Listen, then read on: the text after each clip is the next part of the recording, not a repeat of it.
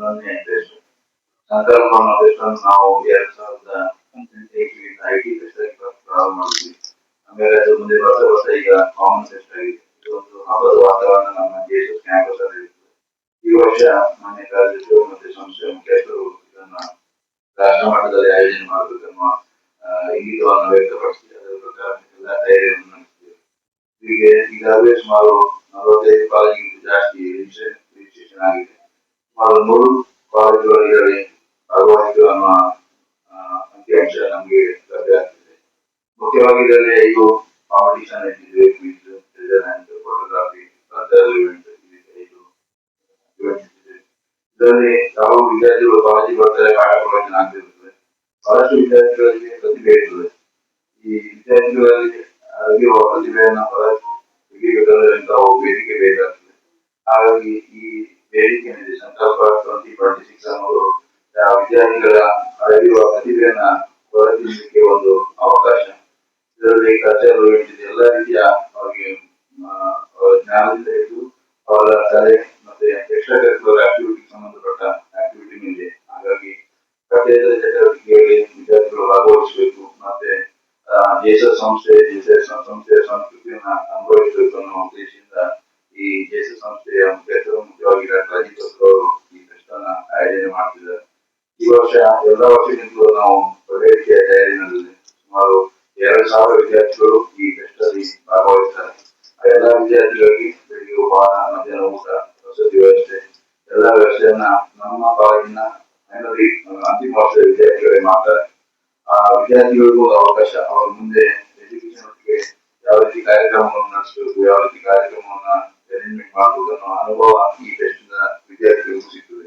ಅದು ಒಂದು ಉದ್ದೇಶ. ಮುಖ್ಯವಾಗಿ ನಾವು JSS ಅನ್ನೋದು ಒಂದು 10 ವರ್ಷದ ಕಾಲೇಜ್. ಬಟ್ ಈ ಯೂನಿವರ್ಸಿಟಿಗೆ ಇದು ಎಲ್ಲದರಲ್ಲೂ ಮುಖ್ಯವಾಗಿ ಇಲ್ಲಿ ತನಕ ಕಾಲೇಜ್ ಪ್ರಾರಂಭದಲ್ಲಿ ಇವತ್ತಿನ ತನಕ ಸುಮಾರು 78 ರ್ಯಾಂಕ್ ಬಂದಿದೆ. ಪ್ರತಿ ವರ್ಷ ಎವರೇಜ್ ಈ ಕಾಲೇಜಿಗೆ 10 ರ್ಯಾಂಕ್ ಬರ್ತದೆ. ಫಸ್ಟ್, ಸೆಕೆಂಡ್, ಥರ್ಡ್ ರ್ಯಾಂಕ್ ಈ ಯೂನಿವರ್ಸಿಟಿ ಸುಮಾರು 280, 300 ಕಾಲೇಜ್ ಇದೆ. ಆ 300 ಕಾಲೇಜಲ್ಲಿ ಇಲ್ಲೇ ಬರ್ತದೆ. ಈ ಸಲ ಬಿಕಾಂ ಒಂದೇ ಶಿಕ್ಷಣಿಗೆ 5 ರ್ಯಾಂಕ್ ಬಂದಿದೆ. 10 ರ್ಯಾಂಕ್ ಅನೌನ್ಸ್ ಮಾಡ್ತಾರೆ. ಅದರಲ್ಲಿ ಸಾಧಾರಣ ಬಿಕಾಂ 1 ಲಕ್ಷ ವಿದ್ಯಾರ್ಥಿಗಳು ಇರ್ಬೋದು, 1.5 ಲಕ್ಷ ಕನ್ನಡ ಯೂನಿವರ್ಸಿಟಿ ಇರ್ಬೋದು. ಅದರಲ್ಲಿ ಟಾಪ್ 5 ಇದೇ ಕಾಲೇಜಿಗೆ. ಅದು ಅಲ್ಲದೆ ಸ್ಪೋರ್ಟ್ಸ್ ಅಲ್ಲಿ ನಮಗೆಲ್ಲ ಗೊತ್ತಿದೆ. ಸುಮಾರು 12 ವರ್ಷದಿಂದ ಸತತವಾಗಿ ನಮ್ಮ ಕಾಲೇಜೇ ಚಾಂಪಿಯನ್ಶಿಪ್ ಆಗ್ತಿದೆ. ಇದಕ್ಕೆ ಮುಖ್ಯವಾಗಿ ಇಲ್ಲಿಯ ಮ್ಯಾನೇಜ್ಮೆಂಟ್ ಇರ್ಬೋದು, ಈ ಕಾಲೇಜಿನ ಪ್ರಾಚಾರ್ಯರು ಮುಖ್ಯವಾಗಿ ಈ UGP ಅನ್ನೋದು ಡಾಕ್ಟರ್ ಅಜಿತ್ ನೋಡಿರಬೇಕು. ಅವ್ರ ಜೊತೆಗೆ UGP ಇರ್ತಾರೆ. ಆ UGP ಒಂದು ಸಣ್ಣ ಕಸರಿದೆ, ಅದನ್ನ ಆ ರೀತಿ ಮೇಂಟೈನ್ ಮಾಡ್ತಾರೆ. ಮುಖ್ಯವಾಗಿ ಶಿಸ್ತು ಇದೆ, ಒಳ್ಳೆಯ ತರಗತಿ, ಒಳ್ಳೆಯ ಇನ್ಫ್ರಾಸ್ಟ್ರಕ್ಚರ್ ಇದೆ, ಒಳ್ಳೆಯ ಪ್ರಾಧ್ಯಾಪಕರಿದ್ದಾರೆ. ಇವೆಲ್ಲದಿಂದ ಸಾಕಷ್ಟು ಪ್ಲೇಸ್ಮೆಂಟ್ ಆಗ್ತದೆ. ಇಲ್ಲಿ ವಿದ್ಯಾರ್ಥಿಗಳಿಗೆ ಒಳ್ಳೆಯ ಇನ್ಫೋಸಿಸ್ ಇರ್ಬೋದು, IBM ಇರ್ಬೋದು, ವಿಪ್ರೋ ಇರ್ಬೋದು, ಜಿಂದಾಲ್ ಎಲ್ಲ ಕಂಪನಿಗಳು ಇಲ್ಲಿ ಬಂದು ಪ್ಲೇಸ್ಮೆಂಟ್ ಅನ್ನು ಮಾಡ್ತಿದೆ. ಇಲ್ಲಿ UGM ಇದೆ, PGM ಇದೆ.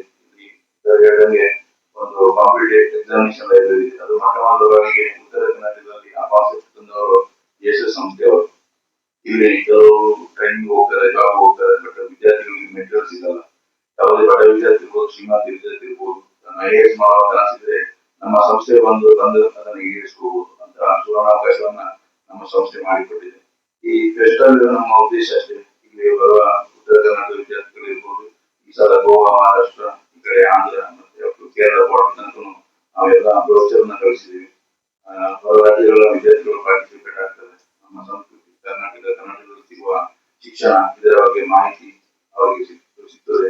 ಅದು ಅಲ್ಲದೆ ನಮ್ಮ ಕ್ಯಾಂಪಸ್ ಸುಮಾರು 7,000 ವಿದ್ಯಾರ್ಥಿಗಳು ಡಿಗ್ರಿ ಓದ್ತಾರೆ. ಡಿಗ್ರಿ ಮತ್ತೆ PG-ಯಲ್ಲಿ ಸ್ಕೂಲ್ ಬಿಟ್ಟು ಆ 7,000 ವಿದ್ಯಾರ್ಥಿಗಳಿಗೂ ಒಂದು ಹಬ್ಬದ ವಾತಾವರಣ ಇರ್ತದೆ. ಅವರು ಇಂಥ ಕಾರ್ಯಕ್ರಮದಲ್ಲಿ ಇನ್ವಾಲ್ವ್ ಆಗ್ತಾರೆ, ತಮ್ಮನ್ನು ತೊಡಗಿಸ್ಕೊಳ್ತಾರೆ. ಅವ್ರಿಗೂ ಮುಂದೆ ಒಂದು ಜೀವನದಲ್ಲಿ ಇಂಥ ಕಾರ್ಯಕ್ರಮ ನಡೆಸ್ತದೆ ಎನ್ನುವ ಅನುಭವ ಬರ್ತದೆ. ಒಳ್ಳೆಯ ಉದ್ದೇಶದಿಂದ ನಮ್ಮ ಆಡಳಿತ ಮಂಡಳಿ ಮತ್ತೆ ನಮ್ಮ ಕಾರ್ಯದರ್ಶಿಗಳು ಮತ್ತೆ ನಾವು ಇದೇ ಕಾಲೇಜಿನ ಪ್ರಾಚಾರ್ಯ ಡಾಕ್ಟರ್ ಅಜಿತ್ ಅವರು ಈ ಮಹಾರಾಷ್ಟ್ರದೊಂದಿಗೆ ಸಂಕಲ್ಪ 2026 ಅನ್ನು ಆಯೋಜನೆ ಮಾಡಿದ್ದಾರೆ. ಈ ಸಂಕಲ್ಪ ಅದ್ದೂರಿಯಾಗಿ ನಡೀತದೆ. ನಮ್ಮ ನಿಮ್ಮೆಲ್ಲರ ಇದರೊಟ್ಟಿಗೆ ಖುಷಿಯಿಂದ ಕನಸು ಇದೆ. ಎಲ್ಲ ವಿದ್ಯಾರ್ಥಿಗಳಿಗೂ ಇದರ ಅನುಭವ ಆಗಲಿ, ವಿದ್ಯಾರ್ಥಿಗಳ ಪ್ರತಿಭೆ ಹೊರಬರಲಿ ಅನ್ನೋ ಉದ್ದೇಶ ನಮ್ಮದಿದೆ. ಇದಕ್ಕೆಲ್ಲ ತಾವು ಇಲ್ಲಿ ಬಂದಿದ್ದೀರಿ. ಮತ್ತೊಮ್ಮೆ ನಮ್ಮ ಸಂಸ್ಥೆಯ ಪರವಾಗಿ, ನಮ್ಮೆಲ್ಲ ಸಂಕಲ್ಪ ಸಮಿತಿಯ ಪರವಾಗಿ ಧನ್ಯವಾದಗಳು ಕೃಷ್ಣ.